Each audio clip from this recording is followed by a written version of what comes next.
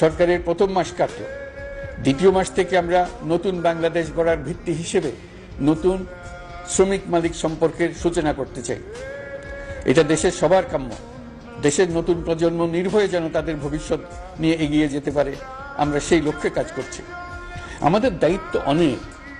ন্যায়ভিত্তিক একটা সমাজ গড়ে তোলার জন্য একসাথে অনেকগুলো কাজ আমাদের হাত দিতে হবে।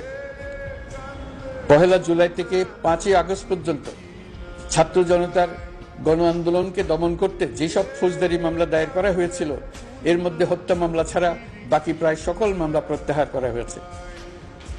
এইসব মামলায় গ্রেফতারকৃত সকলে মুক্তি পেয়েছে।